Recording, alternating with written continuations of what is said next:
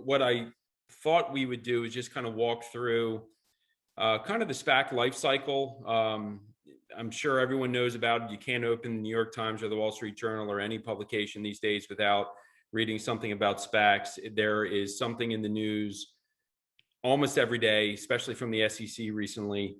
But what I'll do just to create a foundation, I'll just talk really briefly. If this conversation was 5 months ago, I might go into a little more detail of kind of what a SPAC is, but I'm going to work on the premise that most of us kind of know what that is. So a SPAC is a special purpose acquisition company. Essentially, it's just a blank check company. A bunch of investors come together and say, hey, I want to take a company public. I don't know who that company is today, but I'm going to raise some capital, usually some founders capital.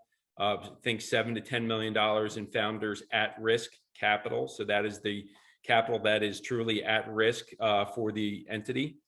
And I'm going to go find a company. I have 2 years to go find, usually 18 months to 2 years, but for this conversation, let's just say 2 years. I have 2 years to go out and find a target.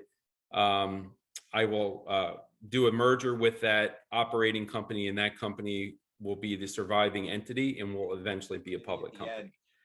You know, when they're in that phase where they've launched, but yet they haven't declared their acquisition as of yet, when the shares actually trade and that actually you do get movement, even though there hasn't been any targeted entity as of yet, I'm kind of bewildered. But again, you don't necessarily have to answer that now, but at some point.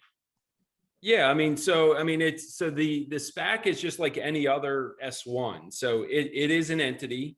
There's nothing in the entity, and there has been trading based off of that.